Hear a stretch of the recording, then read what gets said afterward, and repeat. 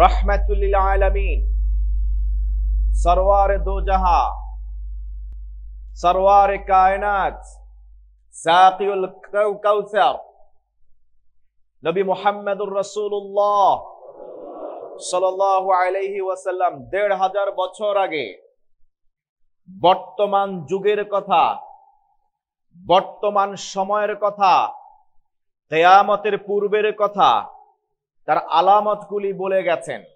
বিশেষ করে এই কন্টেম্পোরারি সোসাইটি, এই সোসাইটিতে বিলং করা মানুষগুলি, তাদের আচরণ, তাদের বেশভূষা, তাদের ধরন, তাদের চলন, তাদের আমল, তাদের আকীদা, সব বিষয়ে তিনি পূর্বেই আমাদেরকে অবহিত করে গেছেন।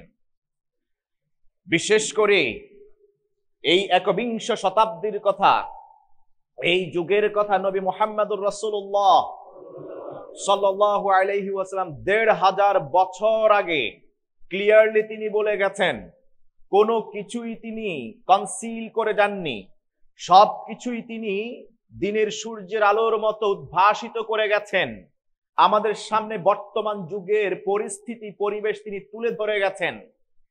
তাই তো তিনি বলছেন, হাদিস ইবনু মাজাতে সহিহ সনদে উদ্ধৃত হয়েছে, সায়াতি আলান নাসি সানাওয়াত, অচিরেই মানুষের কাছে এমন কিছু যুগ আসবে, এমন কিছু সময় আসবে, এমন কিছু বছর আসবে এবং চলে যাবে।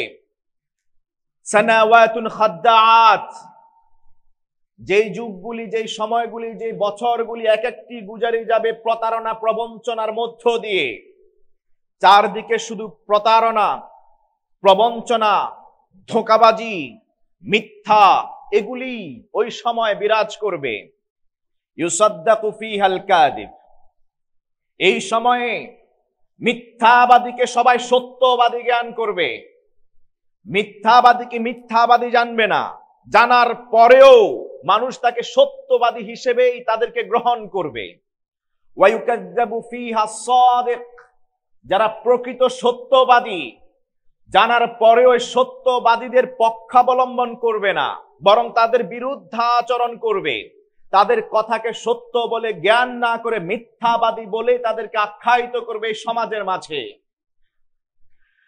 ওয়ায়ু'তামানু ফিহাল খাইন, ওয়ায়ু'তামানু ফিহাল খাইন, যারা সত্যিকারের ধোঁকাবাজ, সত্যিকারের প্রতারক, আমানতের খেয়ানতকারী, তাদের কাছে মানুষ সব আমানত গচ্ছিত রাখবে, তাদেরকেই মানুষ বিশ্বাসী ভাববে, আমানতদার গণ্য করবে। ওয়ায়ুখাওয়ানু ফিহাল আমিন, যারা প্রকৃত আমানতদার, প্রকৃত আমানত রক্ষাকারী, ভালো মানুষ, এই মানুষগুলাকেই মানুষ নিন্দা করবে, তাদেরকে খায়েন বলবে, তাদেরকে প্রতারক বলবে, তাদেরকে ঠকবাজ বলবে। আসলে চিত্রটা হবে সম্পূর্ণ উল্টো। এমন এক যুগ এই পৃথিবীতে বিরাজ করবে। সবচেয়ে বড় কথা হলো বিশ্বনবী মুহাম্মদুর রাসূলুল্লাহ সাল্লাল্লাহু আলাইহি ওয়াসাল্লাম বলছেন, ওয়ায়ানতিকু ফিহা আর-রুওয়াইবিদা, ওয়ায়ানতিকু ফিহা আর-রুওয়াইবিদা, ওই যুগগুলিতে, ওই সময়গুলিতে কথা বলবে ব্যক্তি জীবনে, পরিবার জীবনে, সামাজিক জীবনে, রাষ্ট্রীয় জীবনে, আন্তর্জাতিক পরিমণ্ডলে, নিজের পঞ্চায়েতে, even high court, supreme court, even মাহফিলের ময়দানে, জুমার খুতবায়, বিভিন্ন সেমিনারে, বিভিন্ন সিম্পোজিয়ামে, বিভিন্ন জায়গায় মানুষ কারা কথা বলবে ওই সময়, কারা প্রধান অতিথি হবে, কারা বিশেষ অতিথি হবে, ওই সময় কারা কদর পাবে। বিশ্বনবী সাল্লাল্লাহু আলাইহি ওয়াসাল্লাম বলেন, ওয়ায়ানতিকু ফিহা আর-রুওয়াইবিদা, ওই সময়গুলি চেনার আলামত হলো সর্বত্র তাকিয়ে দেখবে ম্যাক্সিমাম জায়গায় রুওয়াইবিদারা কথা বলবে, তারাই প্রধান অতিথি হবে, তারাই প্রধান আকর্ষণ হবে জনগণের কাছে। হাইকোর্ট, সুপ্রিম কোর্ট, গ্রামের পঞ্চায়েত, সব জায়গায় নেতৃত্ব দিবে, কথা বলবে, বিচার ফয়সালার কাজ করবে, দেশ পরিচালনা করবে। রুয়াইবেদা। সাহাবীদের এই শব্দ বুঝতে বোধগম্য হতে দেরি হচ্ছে, তারা বুঝতে ব্যর্থ হলেন। বিশ্ব নবীকে জিজ্ঞেস করলেন কোন একজন সাহাবী, কিলা ওয়ামার রুয়াইবেদা ইয়া রাসূলুল্লাহ, রুয়াইবেদার ব্যাখ্যা কি, রুয়াইবেদাটা কি?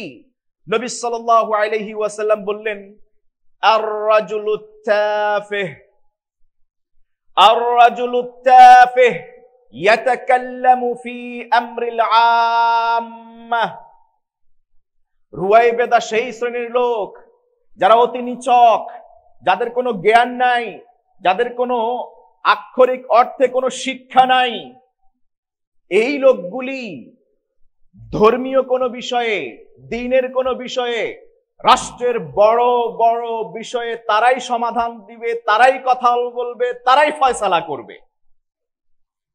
আজকে সমাজের দিকে তাকিয়ে দেখুন, সমাজের দিকে তাকিয়ে দেখুন। মাহফিলের কথা বলুন, মাহফিলে 5 ইঞ্চি 10 ইঞ্চি, মেয়ে থেকে ছেলে হয়ে যাওয়া, ছেলে থেকে মেয়ে হয়ে যাওয়া, বামন, যাদের কোনো মাত্র হিন্দু ধর্ম থেকে ইসলাম ধর্মে এসছে, এরা হয় মাহফিলগুলোর শ্রেষ্ঠ বক্তা, প্রধান আকর্ষণ, প্রধান বক্তা। অন দ্য কন্ট্রারি, যারা প্রকৃত আলেম, প্রকৃত বিদ্বান, প্রকৃত দ্বীনের নলেজ আছে, যারা আহলুদ যিকির, যাদের কাছে কোরআন এবং সুন্নাহর ব্যুৎপত্তিগত জ্ঞান আছে, এদেরকে কেউ ইনভাইটই করে না, দাওয়াতই দেয় না।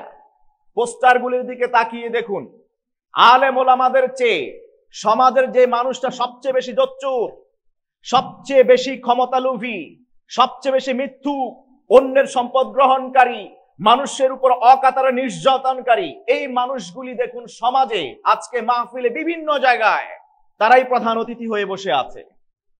তারা ক্ষমতা অযথা অন্যায়ভাবে দখল করেছে, দখল করে কোনো একটা পদে গিয়েছে, এখন সেই জায়গায় প্রকৃত দিনদার, আল্লাহওয়ালা, প্রকৃত জ্ঞানীদের উপরেই তাদের স্থান।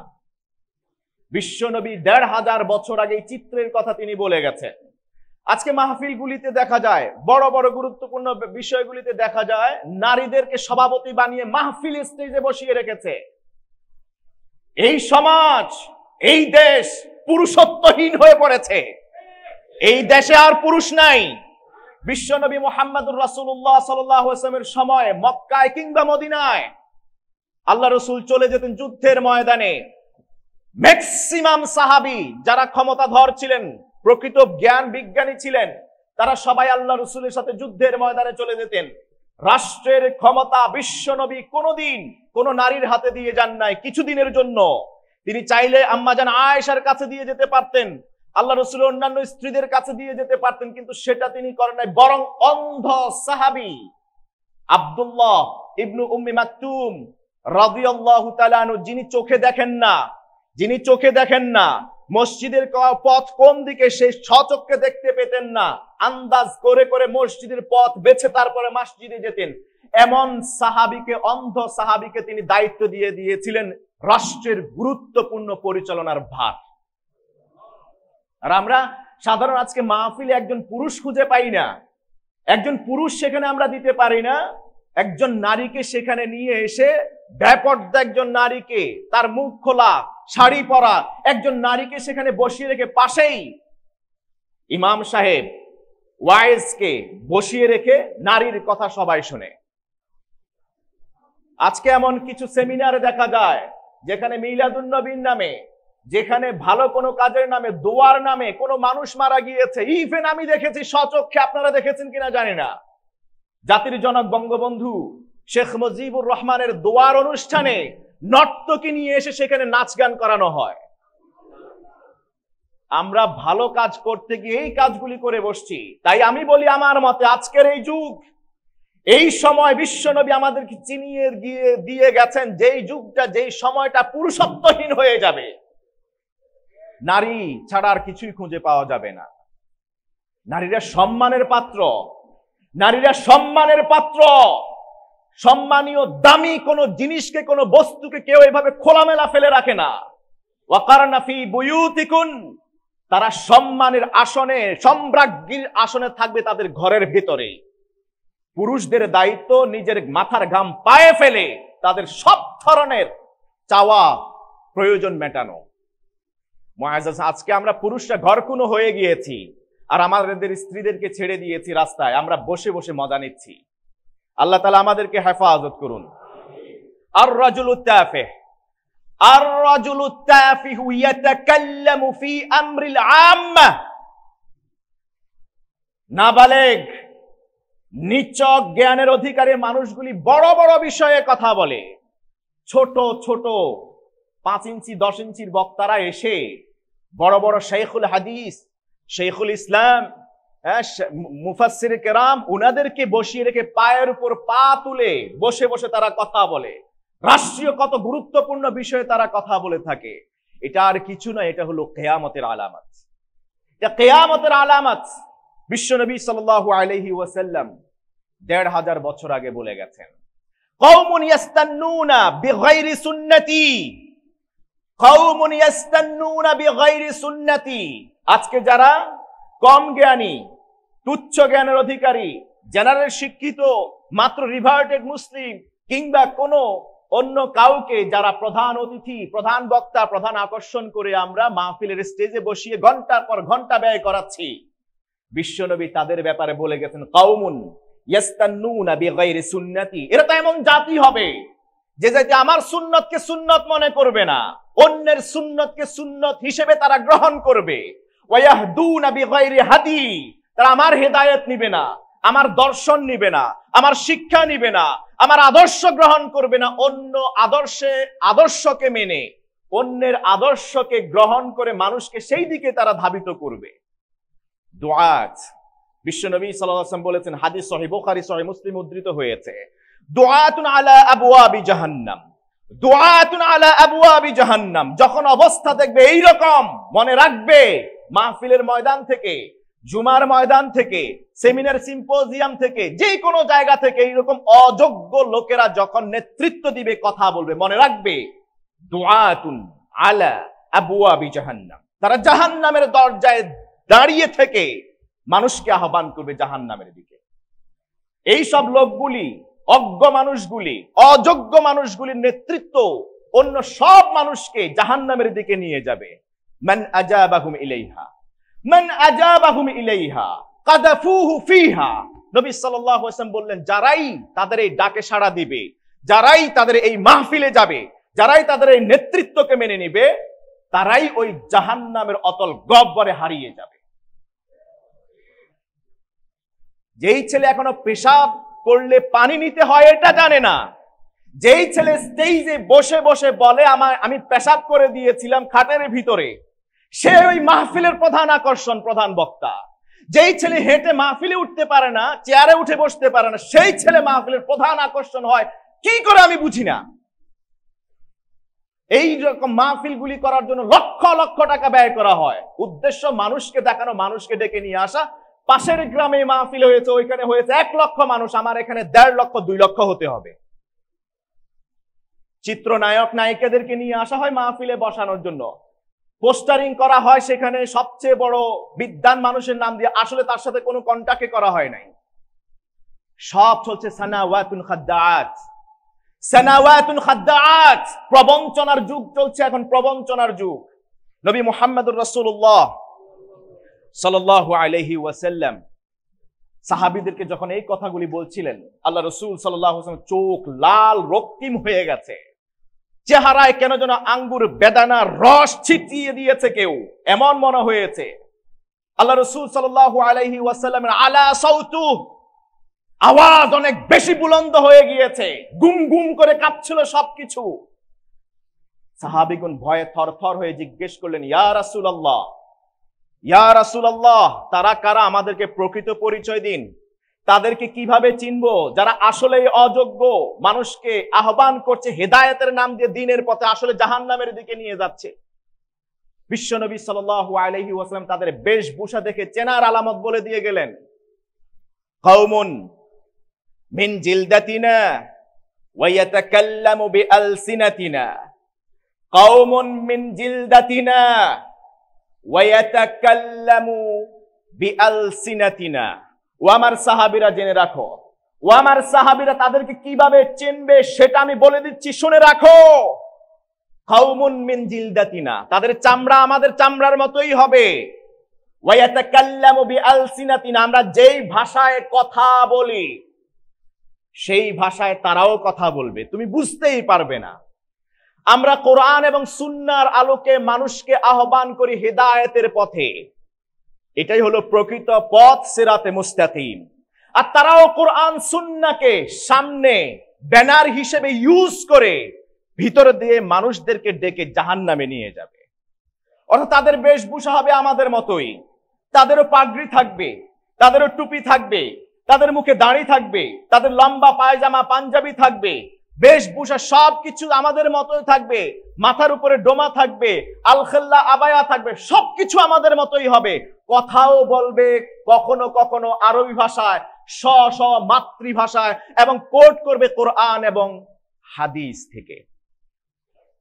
কোরআন এবং হাদিস থেকে। ইউদিল্লু বিহি কাসীরা ওয়া ইয়াহদি বিহি কাসীরা। মনে রাখবে তোমাদের রব আল্লাহ তাআলা বলেছেন এই কোরআন দিয়েই এক মানুষ হিদায়াত পাবে, এই কোরআন দিয়ে আরেক দল তারা জাহান্নাম পাবে। ইয়াদাউ আল আখারিন ইয়ারফাউ বিহাদাল কিতাবি আকওয়ামান, ইয়ারফাউ বিহাদাল কিতাবি আকওয়ামান। এই কোরআনের পথে আহ্বান করার কারণে, কোরআনের এই নূরকে গ্রহণ করার কারণে আল্লাহ তাআলা এর মাধ্যমে এক জাতিকে তিনি সম্মানের সর্বোচ্চ আসনে সমাসীন করবেন। ওয়া ইয়াদাউল আখারিন, এই কোরআনের কারণেই আরেক দলকে তিনি মাটির নিচে পাঠায় দিবেন। মুআজ্জাজ হাদিরিন, আমরা সেই যুগে বসবাস করছি, সেই যুগে আমরা আছি যেই যুগে চারদিকে শুধু ফিতনা আর ফিতনা, শুধু ফিতনা। আপনি কোন দিকে তাকাবেন, কোন দিকে যাবেন, যেই দিকেই যান কদম বের করা মাত্রই আপনি ফিতনার মুখোমুখি হবেন। এই যুগটা হলো সর্বোচ্চ সবর ইখতিয়ারের যুগ। বিশ্বনবী মুহাম্মদুর রাসূলুল্লাহ সাল্লাল্লাহু আলাইহি ওয়াসাল্লাম ইরশাদ করেন, হাদিস আবু দাউদ শরীফে উদ্ধৃত হয়েছে সহিহ সনদে, ইন্না মিন ওয়ারাইকুম আইয়ামাস সাবর, ইন্না মিন ওয়ারাইকুম আইয়ামাস সাবর। ও আমার দুনিয়াবাসীরা শুনে রাখো, ও আমার সাহাবীরা জেনে রাখো, তোমাদের পরে যে যুগগুলি আসতে চলেছে এগুলি হচ্ছে সর্বোচ্চ ধৈর্য ধারণের যুগ। এই যুগগুলোকে মোকাবেলা করতে হবে ধৈর্যের মাধ্যমে, পরম সহিষ্ণুতার মধ্য দিয়ে। ফিহি আস-সাবরু ফিহি মিসলু কাবদিন আলাল জামার। ওই সময়গুলিতে, প্রবঞ্চনার ওই যুগে, ধোঁকার ওই যুগে ধৈর্য ধারণ করা কতটা কঠিন হবে তোমরা কল্পনাও করতে পারো না। জীবন্ত মানুষ, জ্বলন্ত অঙ্গার হাতে নিয়ে ধারণ করা যতটা কষ্ট, এই প্রবঞ্চনার ধোঁকার যুগে, ফিতনার যুগে, শেষ জামানায় তাদের ধৈর্য ধারণ করা তার চেয়ে বেশি কষ্টকর হবে। ধৈর্য ধারণ করা তার চেয়ে বেশি কষ্টকর। আস-সাবরু ফীহি মিসলু কাবদিন আলাল জামার। ওই প্রবঞ্চনার যুগে, ধোঁকার যুগে, কিয়ামতের আগের সময়ে মানুষ ধৈর্য ধারণ করা তার পক্ষে সম্ভব হবে না। আপনি সহ্যই করতে পারবেন না, কিভাবে ধৈর্য ধরবেন? আপনি যতই নিজেকে দাবিয়ে রাখার চেষ্টা করবেন, দমিয়ে রাখার চেষ্টা করবেন, আপনি পারবেন না। আপনার নফসে মুতমাইন্না এটা হতে দেবেই না। আপনি প্রোটেস্ট করতে যাবেন, প্রোটেস্ট করতে গেলেই ফিতনা হবে সেখানে। তাই বিশ্বনবী সাল্লাল্লাহু আলাইহি ওয়াসাল্লাম এই যুগে আমাদের করণীয় বিষয় তিনি বললেন, ইন্না মিন ওয়ারাইকুম আইয়ামাস সাবর। ওই সময় ধৈর্য ধারণ করবে। আর ধৈর্য ধারণ করাটা জ্বলন্ত অঙ্গার হাতে নিয়ে অপেক্ষা করার চেয়ে অনেক বেশি কঠিন হবে। বিশ্বনবী শুভ সংবাদ দিলেন, লিল-আমিলি ফীহিম মিসলু আজরি 50 রাজুলান। হাদিস সহিহ। লিল-আমিলি ফীহিম মিসলু আজরি 50 রাজুলান।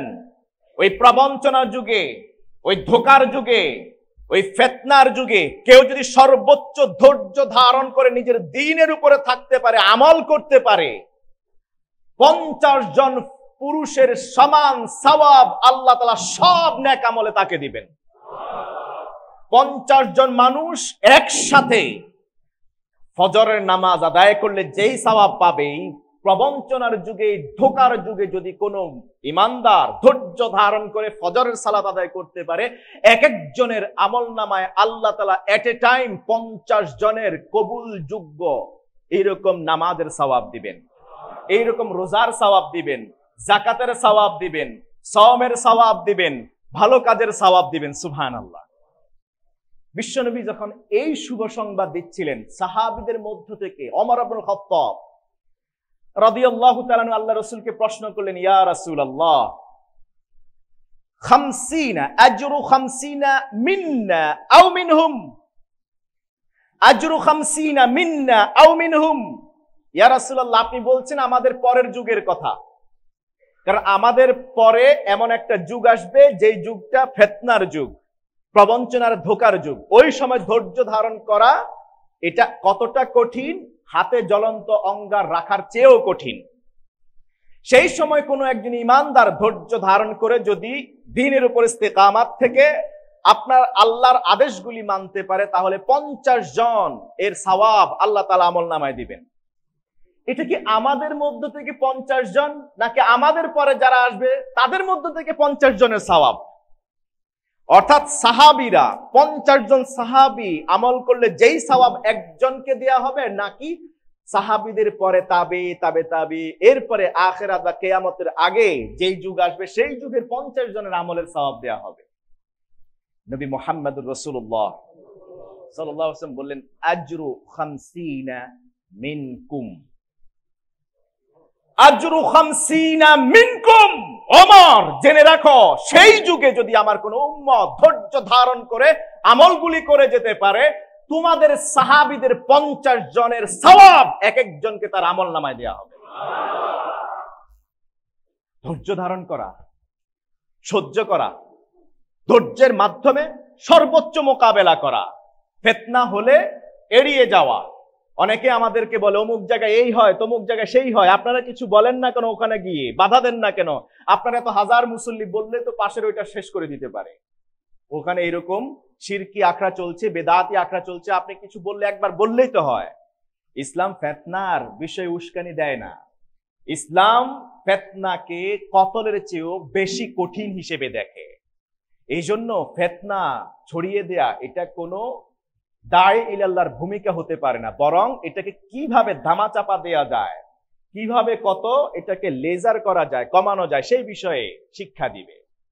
অতএব প্রকাশ্যে কোনো ফিতনা আপনার ক্ষমতা না থাকলে, আপনার সুযোগ না থাকলে, আপনার আয়ত্তের বাইরে হলে ফিতনা করতে যাবেন না সেখানে। তবে আপনার আমার দায়িত্ব হলো আল আমর বিল মারুফ ওয়ান নাহি আনিল মুনকার, মানুষকে সচেতন করা, মানুষকে সচেতন করা। এই যে আজকের লেকচার এখানে করছি, দিচ্ছি, এই যে শেষ জামানা সম্পর্কে, বর্তমানের ফিতনা সম্পর্কে আমি আমার দায়িত্ব শেষ করে ফেলছি, আমি আমার দায়িত্ব আদায় করছি, বাকিটা হলো আপনাদের কাজ।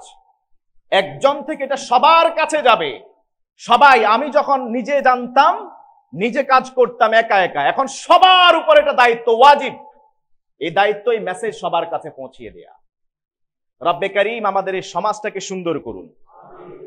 মুআজ্জাজ হাদিরিন, এটা হলো এমন ফিতনার যুগ, চারদিকে শুধু ফিতনা আর ফিতনা, শিরকের ফিতনা, শিরকের ফিতনা, হয় ইফরাত না হয় তাফরিত। কেউ শিরকে এত কঠিন ভাবে লিপ্ত আছে সে বুঝতেই পারছে না যে সে শিরকের কাজে লিপ্ত। আবার কেউ শিরকটাকে এত বড় করে দেখাচ্ছে, শিরকের ভয়ে মানুষ নেক আমল করাই ছেড়ে দিয়েছে। দুই ধরনের আশঙ্কা ফিতনা, একদম উপরে আবার একদম নিচে, একদম বাড়াবাড়ি আবার একদম ছাড়াছাড়ি। শিরক আমরা এটাকে অনেকে একেবারে তুচ্ছ মনে করছি। তাই আমাদের আকীদা যদি প্রশ্ন করা হয়, প্রত্যেকের আকীদা ম্যাক্সিমামের ক্ষেত্রে শিরক আছে। এই জন্য বিশ্বনবী সাল্লাল্লাহু আলাইহি ওয়াসাল্লাম কিয়ামতের আগের কথা বলে গেছেন, মসজিদগুলি মুসল্লিতে জায়গা হবে না, মসজিদগুলি মুসল্লিতে ধরবে না, ধারণ ক্ষমতা হারিয়ে যাবে, এত মুসল্লি বেড়ে যাবে। ওয়াহিয়া খারাবুম মিনাল হুদা, অথচ ঈমান শূন্য থাকবে। মসজিদ ভর্তি মুসল্লি থাকবে, সব নিজেদেরকে ইমানদার বলে দাবি করবে, সবাই সাচ্চা ইমানদার বলে দাবি করবে, তাই 5 ওয়াক্ত নামাজেই মসজিদের জায়গা হবে না। অথচ বিশ্ব নবী সাল্লাল্লাহু আলাইহি ওয়াসাল্লাম বলছেন ওয়াহিয়া খারাবুম মিনাল হুদা, অথচ একজন মুসল্লিরও ঈমান থাকবে না। আকসারুহুম বিল্লাহি ওয়া হুম লা ইয়ালামুন, তারা অধিকাংশ লোক আল্লাহর সাথে শিরক করে অথচ তারা বুঝতেই পারে না। এত তুচ্ছ জ্ঞান করি আমরা শিরকে। শিরক কি করলে শিরক হয়, কি করলে শিরক থেকে বাঁচা যায়, এই জ্ঞানটা আমরা এখনো পর্যন্ত নিতে পারি। আরেক দল আছে শিরকে এত কঠিন ভাবে উপস্থাপন করি আমরা মানুষের সামনে, জনসমক্ষে, সাধারণ মানুষের কাছে। ওই শিরকের ভয়ে সে আর কোনো কাজে করতে চায় না, করলে তো শিরক হয়ে যেতে পারে, এত কঠিন বিষয়। এখন সবকিছুকে মুস্তাহাব মুস্তাহসান আমলগুলিকে পর্যন্ত, সুন্নত নফল আমলগুলিকে পর্যন্ত আকীদার সাথে মিশিয়ে দিয়েছে। অথচ আকীদা এক বিষয়, আমল আরেক বিষয়। আকীদার সাথে এখন আমাদের বাহ্যিক আমলগুলিকেও, বেশভূষাকে এখন মিশিয়ে ফেলেছে। অতএব এই জন্য একদল আমাদের মুসলিম উম্মাহ আছে, ভাইরা আছে, যারা শিরকের ভয়ে এখন সুন্নাহ করা, নফল আমলগুলি করা, এগুলো পর্যন্ত ছেড়ে দিয়েছে। মুআজ্জাজ হাজিরিন, বিশ্বনবী মুহাম্মদুর রাসূলুল্লাহ সাল্লাল্লাহু আলাইহি ওয়াসাল্লাম ইরশাদ করেছেন, হাদিস সহিহ মুসলিমে উদ্ধৃত হয়েছে, বাদিরু বিল আ'মাল ফিতানান কাকিতা'আল লাইলিল মুজলিম। চারদিক ফিতনায় অন্ধকার হয়ে ছেয়ে যাওয়ার আগে তোমরা যে যত পারো তত আমল করে নাও। ফিতনা চারদিকে ঘন কালো রাতের অন্ধকারের মতো তোমার উপরে আছড়ে পড়বে, তোমাকে চেপে বসবে, তোমাকে ধরে বসবে। ওই সময়টা আসার আগে যে যত বেশি পারো দ্রুত গতিতে নেক আমলগুলি করে ফেলো। সুবহানাল্লাহ। যদি হজ ফরজ হয় করে ফেলো, যাকাত ফরজ হয়ে থাকলে আদায় করে দাও, কারণ এমন সময় আসবে ফিতনার কারণে তুমি সেই কাজও করতে পারবে না। এর মধ্যে অন্যতম ফিতনা আমাদের কাছে এসছে কোভিড-19। 20 গেল, 21 গেল, 22 এসছে। এই ফিতনা এখনো পর্যন্ত যায় না। এটা আল্লাহ তাআলার পরীক্ষা, আল্লাহর পরীক্ষা। বহু মানুষ হাজি হওয়ার জন্য, নাম লেখানোর জন্য কত চেষ্টা করেছে, টাকা পয়সা জমা দিয়েছে আজ থেকে 3-4 বছর আগে। এর আগে হেলায় খেলায় সময় নষ্ট করেছে, ফরজ ফরজিয়ত হয়েছে, বহু আগে যায় না, বিলম্ব করতে করতে করতে করতে এমন এক সময় আসছে এখন চাইলেও সে যেতে পারছে না। বাদিরু বিল আ'মাল, তোমরা দ্রুত গতিতে নেক আমলগুলি করে ফেলো। ফিতানান কাকিতা'আল লাইলিল মুজলিম, অন্ধকার রাত ঘন কালো ছেয়ে যাওয়ার আগে ফিতনার মাধ্যমে তোমরা এর আগেই যার পক্ষে সম্ভব কাজগুলি করে ফেলো। কারণ জেনে রাখো, ইউসবিহুর রাজুলু মুমিনান ওয়া ইউমসি কাফিরা, সকাল বেলায় ঈমানদার, সন্ধ্যা বেলায় মুশরিক। সকাল করবে সে ঈমান সহকারে, সন্ধ্যা বেলায় সে মুশরিক। আও ইউমসি মুমিনান ওয়া ইউসবিহু কাফিরা, অথবা সে সন্ধ্যা করবে ঈমান সহকারে ঘুমাতে যাবে, সকাল বেলায় সে কাফের হয়ে বসে আছে, মুশরিক হয়ে বসে আছে। ইয়াবিউ দীনাহু বিআরাদিম মিনাদ দুনিয়া, কি কঠিন কথা বিশ্বনবী আমাদেরকে জানান দিলেন। ইয়াবিউ দীনাহু বিআরাদিম মিনাদ দুনিয়া, দেখবে ওই সময় মানুষগুলি দুনিয়ার তুচ্ছ স্বার্থ সিদ্ধি করবার নিমিত্তে নিজের ধর্মকে, নিজের দ্বীনকে বিক্রি করে দিবে। একটা মন্ত্রিত্বের জন্য, প্রতিমন্ত্রী হওয়ার জন্য, মন্ত্রী হওয়ার জন্য টাকলা মুরাদ কি করেছে আপনারা দেখেছেন। ইসলামকে বিকিয়ে দিয়েছে, দ্বীন ইসলামকে শেষ করে দিয়েছে, শুধুমাত্র একটা ক্ষমতার লোভে।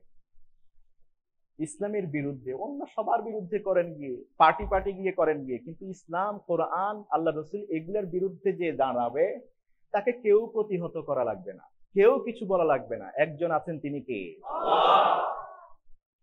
এই দুনিয়াতে তার কোনো জায়গা হবে, তার পরিবারেও সমস্যা তৈরি হয়েছে। গতকালকে দেখছেন অলরেডি ওয়াইফ তার বিরুদ্ধে অভিযোগ, লিখিত অভিযোগ করে বসে আছে। আল্লাহ হেফাজত করুন।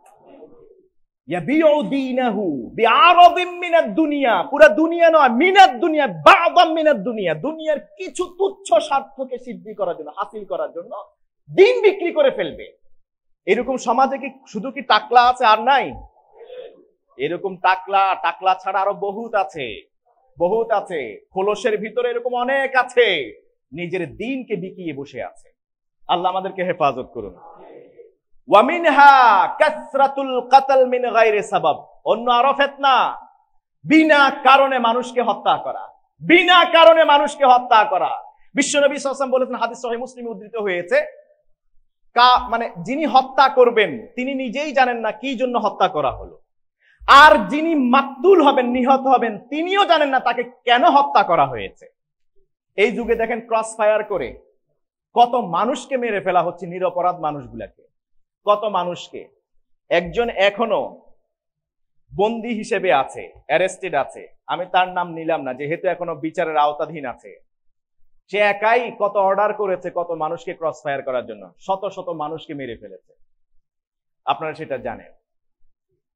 সে নিজেই জানে না কি জন্য মানুষকে হত্যা করছে, শুধু নির্দেশ পেল মাত্রই সাইজ করে দিল। আর যে নিহত হচ্ছে তাকে জিজ্ঞেস করে হাসরের ময়দানে আল্লাহ জিজ্ঞেস করে তোমাকে কেন হত্যা করা হয়েছে, সে বলবে আল্লাহ আমি তো জানি না আমাকে কেন হত্যা করা হয়েছে। এটা হলো সেই যুগ যেই যুগে এখন আমরা দাঁড়িয়ে আছি। বিশ্বনবী 1450 বছর আগে, 1500 বছর আগে তিনি এই কথা বলে গেছেন। ওয়া মিনহা ফিতনাতুল মাল, আরো ফিতনার কথা বলি, সম্পদের ফিতনা, মালের ফিতনা। চারদিক আজকে সম্পদের জন্য কি না করছে মুসলিম উম্মাহ। ইসলামের জন্য যেখানে সাহাবীরা নিজের সব সম্পদ ব্যয় করে দিতেন, আর আজকে সেই ইসলামকে ব্যানার হিসেবে ইউজ করে সব সম্পদ নিজের পকেটে গচ্ছিভূত করছে। আমাদের তাদের মাঝে পার্থক্য কোথায়? বিশ্বনবী 50 জন সাহাবীর সমান সওয়াব আমল আমার একটা আমলের কারণে দিবেন, আমরা কি সেই লোক? এত গালকে নিয়ে হাসার কিছু হয় নাই এখনো। সেই সাহাবীদের দৃষ্টান্ত, তাদের আমল, জীবন, যৌবন, সম্পদ আল্লাহ রাস্তায় কুরবানি করে যেদিন ইসলামকে বিজয়ের কাতারে নিয়ে এসছে। আর আমরা নিজের জীবন, যৌবন, সম্পদকে রক্ষা করার জন্য দিন ইসলামের গলায় ছুরি ধরেছি। সাহাবীদের চেয়ে আমরা একজন তো দূরে থাক, 50 জনের চেয়ে বেশি সওয়াব পাওয়ার চিন্তা করছি আমরা। হ্যাঁ, এর মধ্যে ইল্লা মাশাআল্লাহ কয়েকজন আছেন যাদের আমল নামে আল্লাহ তাআলা 50 জন সাহাবীর সওয়াব দিবেন, যারা এই ফিতনার কাছাকাছি যাবে না, ফিতনা তাদের কিছুই করতে পারবে না। আমরা জানবো ইনশাআল্লাহ ফিতনা থেকে বাঁচার জন্য দুটি আমল শিখিয়ে দেব। কয়টি আমল? আমাদের বহু যুবক আমাকে কয়েক মাস ধরে বলছিলেন, শেখ ফিতনার এই যুগে চারদিকে ফিতনা, আমরা ফিতনা থেকে কিভাবে বাঁচতে পারি, ফিতনা থেকে কিভাবে বাঁচতে পারি, এই বিষয়ে আমাদেরকে গাইড দিন, এই বিষয়ে আমাদেরকে বলুন। আজকে সেই সব যুবকদের জন্যই এই লেকচারটা, আর বাকিদের জন্য লাগবে না। মুআজ্জাজ হাদিরিন, ফিতনাতুল মাল। বিশ্বনবী সাল্লাল্লাহু আলাইহি ওয়াসাল্লাম বলেছেন, হাদিস মুসনাদে আহমদে উদ্ধৃত হয়েছে, ইন্না লিকুল্লি উম্মাতিন ফিতনা, প্রত্যেক জাতিতেই ফিতনা আসে, প্রতিটা জাতিতেই ফিতনা আসে। ওয়া ফিতনাতু উম্মতি আল মাল, আর আমার উম্মতের ফিতনা হলো সম্পদ। আমার উম্মতের মধ্যে ফিতনা হলো সম্পদ। লা ইয়াতিয়ান্না আলান নাসি জামান, হাদিস সহিহ বুখারীতে উদ্ধৃত হয়েছে। বিশ্বনবী সাল্লাল্লাহু আলাইহি ওয়াসাল্লাম বলেছেন, লা ইয়াতিয়ান্না আলান নাসি জামান, অচিরেই এমন একটা সময় আসবে, লা ইউবালিল মারউ বিমা আখাযাল মাল, মানুষ এটা কিছুই মনে করবে না কোন পথে সম্পদ অর্জন করেছে, এটা হালাল ছিল নাকি হারাম ছিল। তার পকেটে, তার ব্যাংক ব্যালেন্সে যে টাকা পয়সা এসছে, এটা কি আদৌ হালাল নাকি হারাম, এই বিষয়ে ধার ধারবে না, কোনো চিন্তাই করবে না। অথচ সাহাবীদের আমল ছিল কি, যদি শুনেছেন রাস্তায় পড়েছিল একটা খেজুর, এটা তিনি খান নাই, তুলে অন্যকে দিয়ে দিয়েছেন, কারণ তিনি জানতেন না এটা কি আসলে সদাকার মাল ঝরে পড়ে গেছে নাকি গাছ থেকে পড়েছে, এটা নিজের খেয়েছে নাকি অন্যের খেয়েছে। আবু বকর সিদ্দিক রাদিয়াল্লাহু তাআলা, ওমর ইবনে খাত্তাব রাদিয়াল্লাহু তাআলা, তাদের জীবনী থেকে আমরা জানি তারা কেউ দুধ পান করেছেন, কেউ বা খেজুর খেয়েছেন, পরে গলধকরণ করার আগেই সেটাকে আঙ্গুল ঢুকিয়ে বমি করে বের করে ফেলে দিয়েছিলেন। আর আমি আপনি খেজুর, এত কম টাকা পয়সার জিনিস তো আমরা নেই না। অবস্থা হয় কি আমাদের, আমরা অল্প ঘুষ খাই না, ঘুষ খায় না স্যার, বড় ঘুষ খায় না, সুদ নেয় না, ঘুষ খায় না স্যার, কি নেয় না, আসলে বড়টা নেয় আর ছোটটা নেয় না। কথা ছিল সুদের বিরুদ্ধে যুদ্ধ ঘোষণা করবে, প্রত্যেক মুসলমান যোদ্ধা হবে সুদের বিরুদ্ধে, কারণ আল্লাহ, আল্লাহ রাসূল সুদের বিরুদ্ধে যুদ্ধ ঘোষণা করেছেন। فَإِن لَّمْ تَفْعَلُوا فَأَذَنُوا بِحَرْبٍ مِّنَ اللَّهِ وَرَسُولِهِ, যদি তোমরা সুদ ছেড়ে দিতে না পারো, সুদের লেনদেন থেকে বের হয়ে না আসতে পারো, আল্লাহ আল্লাহ রসুলের বিরুদ্ধে পক্ষ থেকে যুদ্ধে নামার জন্য ঘোষণা গ্রহণ করো। অথচ আমরা সবাই সুদের পক্ষে, যারা সুদের বিপক্ষে কাজ করে আজকে তাদেরকেও দবিয়ে রাখা হয়েছে, তাদেরকেও কাজ করতে দেওয়া হচ্ছে না। ইউসুফ আল কারজাবি রাহিমাহুল্লাহ তিনি বলেছেন আজকে সব আলেমের এই কাজ করা জরুরি, সব সুদি লেনদেন বন্ধ করার জন্য সব ইসলামিক শরিয়া বেসড ব্যাংকিং প্রতিষ্ঠান প্রতিষ্ঠা করা উচিত, তাদের সবাই সেখানে চাকরি নেওয়া উচিত, এমন প্রতিষ্ঠান চালু করা উচিত।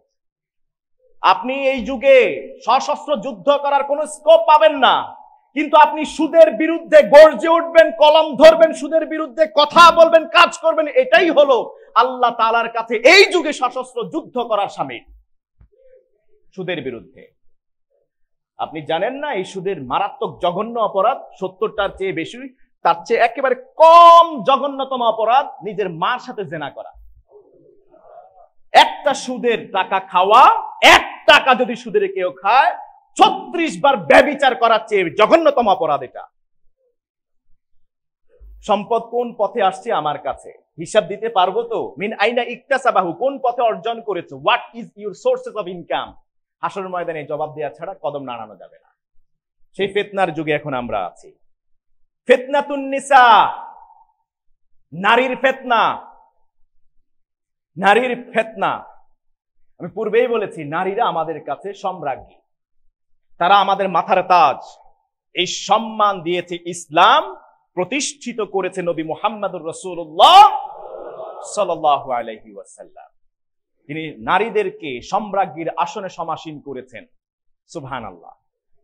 শেষ জামানায় নবী মুহাম্মদুর রাসূলুল্লাহ সাল্লাল্লাহু আলাইহি ওয়াসাল্লাম ভবিষ্যৎবাণী করে গেছেন, হাদিস সহিহ বুখারী সহিহ মুসলিম উদ্ধৃত হয়েছে, মা তারাকতু বা'দি ফিতনাতান আদাররু আলার রিজালি মিনান নিসা। ও আমার সাহাবীরা শোনো, আমি আমার জামানার পরে আমার উম্মতের জন্য এরকম কঠিন জঘন্যতম ফিতনা আমার উম্মতের পুরুষের জন্য আর কোনোটা রেখে যায় নাই, একটাই রেখে গিয়েছে, সেটা হলো নারী ফিতনা। এতক্ষণ যত ফিতনার কথা বলেছি, নবী মুহাম্মদ সাল্লাল্লাহু আলাইহি ওয়াসাল্লামের ভাষ্য মতে, ভবিষ্যৎবাণী অনুযায়ী সবচেয়ে কঠিন সবচেয়ে কঠিন সবচেয়ে কঠিন ফিতনা হলো নারী ফিতনা। এই জন্য ওলামায়ে কেরাম বলেছেন, যখন তুমি ঘর থেকে বের হবে 2 শ্রেণীর নারীকে দেখতে পাবে। যখন তুমি ঘর থেকে বের হবে কয় শ্রেণীর নারীকে দেখতে পাবে? 2 শ্রেণীর নারীকে দেখতে পাবে। এক শ্রেণীর নারী যারা আজিজে মেসরের স্ত্রীর রোগে রোগাক্রান্ত। আজিজে মেসর নাম শুনেছেন? মিশরের রাষ্ট্রপ্রধানের স্ত্রী, তার রোগে রোগাক্রান্ত। এদেরকে তুমি মোকাবেলা করবে, এদের সাক্ষাৎ পাবে ঘর থেকে বের হলেই। তারা কি করবে? তাজাম্মালাত ওয়া তাআত্তারাত ওয়া তাবাররাজাত। তারা সুন্দর বেশভূষা কাপড় ধারণ করবে, সুন্দর করে সাজবে, গায়ে ফ্র্যাগ্রেন্স মাখাবে, সুগন্ধি ব্যবহার করবে। ওয়া তাবাররাজাত, কাপড় চোপড় পরবে কিন্তু নগ্ন হয়ে ঘর থেকে বের হবে। ওয়া ক্বালাত হাইতা লাক, ওয়া ক্বালাত হাইতা লাক। তারা তোমাকে পেলেই রাস্তায়, যেখানে নির্জনে, এখানে সেখানে, যত্র তত্র, যেখানে সেখানে পেলেই তোমাকে আজিজে মিসরের স্ত্রীর মতো ডাকবে, হাইতা লাক। কি বলে ডাকে? আসো।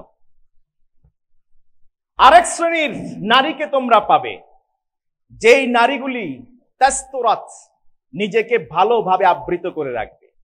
ওয়া তাহজাবাত, ভালো হিজাব পরবে, ঢিলা ঢালা পোশাক পরবে, শরীরের কোনো অবয়ব যেন বোঝা না যায়। অনেকাংশে শুধু চোখগুলি দেখা যাবে, অনেকাংশে শুধু হাতের কবজি দেখা যাবে, অনেকাংশে পায়ের টাকনুর নিচে বোঝা যাবে, উন্মুক্ত থাকবে। অনেকাংশে অনেকের চোখগুলাকে চশমা দিয়ে ঢেকে রাখবে। এরা এত কঠিন পর্দা মেনটেন করে শালীনতার মধ্য দিয়ে বের হয়। ওয়ালাকিন আলজাআতহা আযরুফু লিল খুরুজি লিকাদাই হাওয়াইজিহা। তারা নিজের খায়েশে, বিনোদন করার জন্য, অন্য কোনো প্রয়োজনে, তুচ্ছ কোনো কারণে তারা ঘর থেকে বের হয় না। তাদেরকে ঘর থেকে তাদের প্রয়োজন বাধ্য করেছে বের হবার জন্য।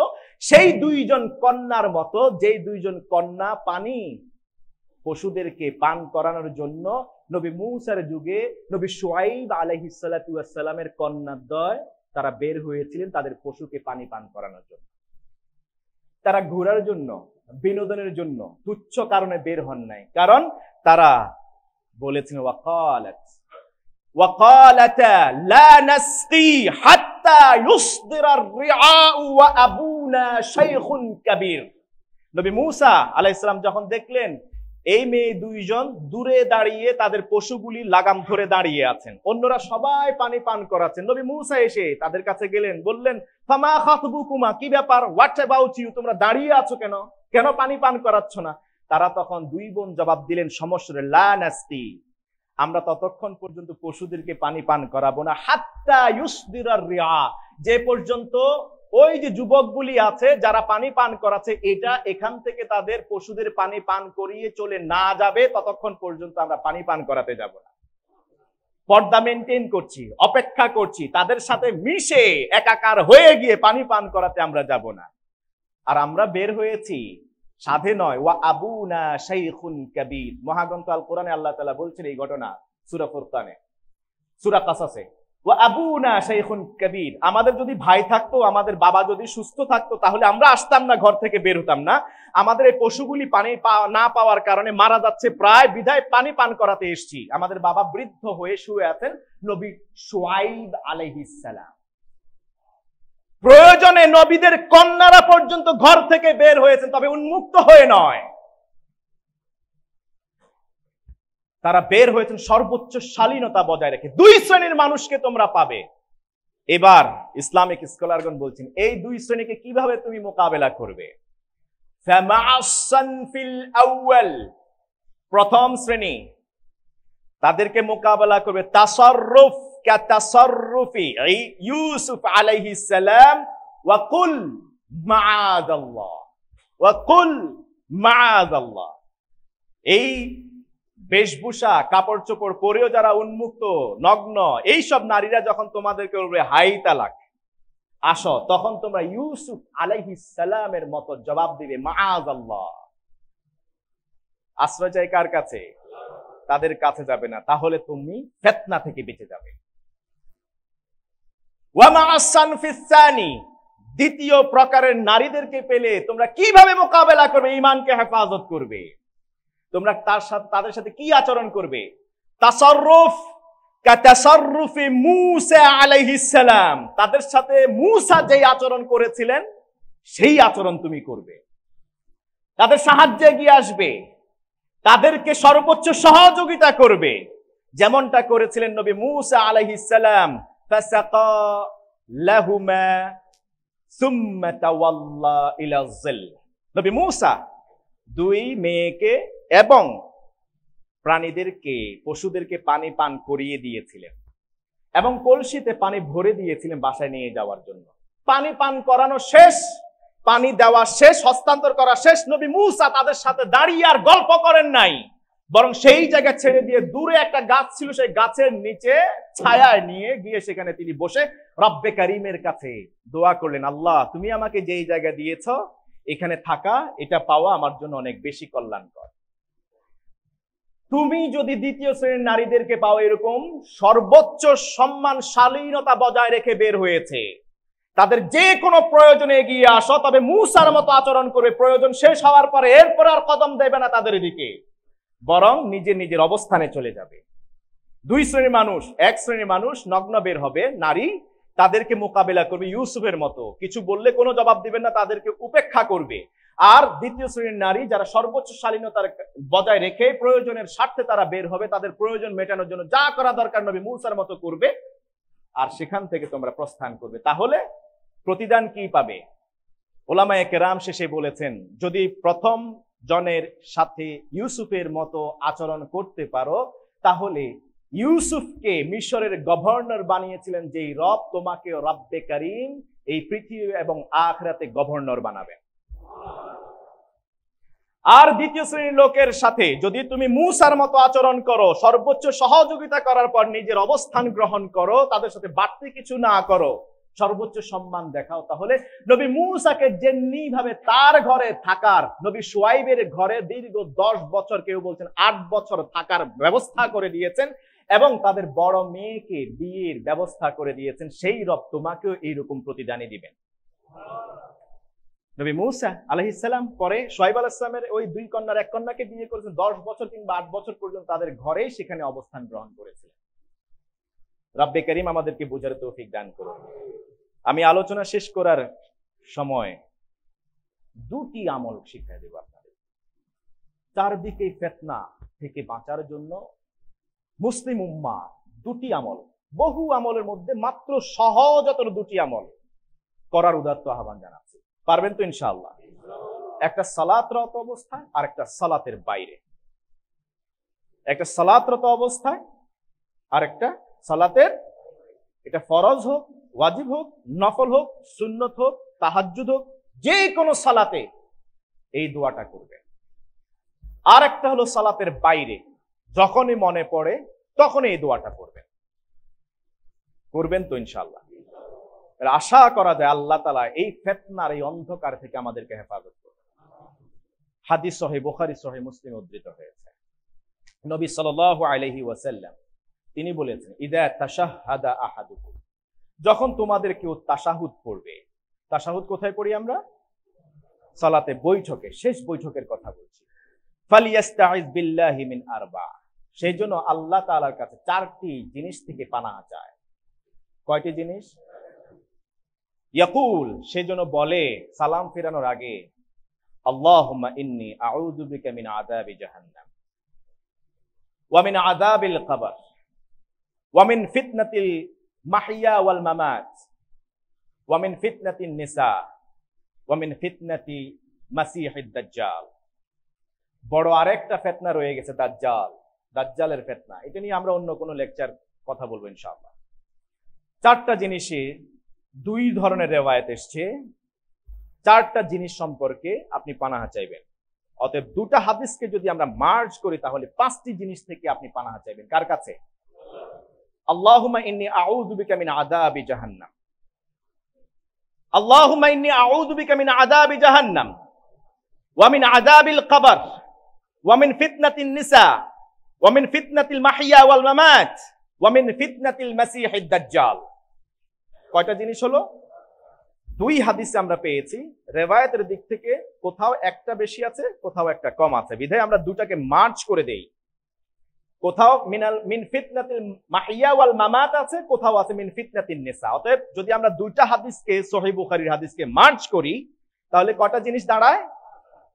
এই পাঁচটা থেকে আশ্রয় চাওয়ার আগে আপনি সালাম ফিরাবেন না। পারবেন তো ইনশাআল্লাহ? আল্লাহুম্মা ইন্নী আউযু বিকা মিন আযাবি জাহান্নাম, আল্লাহ তুমি আমাকে জাহান্নামের আযাব থেকে হেফাজত করো, তোমার কাছে আশ্রয় চাই।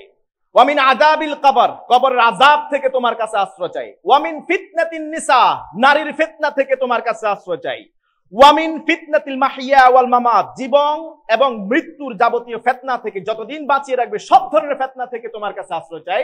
বিশেষ করে ওয়া মিন ফিতনাতিল মাসিহিদ দাজ্জাল, মাসিহুদ দাজ্জালের ফিতনা থেকে তোমার কাছে আশ্রয় চাই। এটা হলো সালাতের ভিতরে। এরপরে আপনি সালাম ফেরাবেন।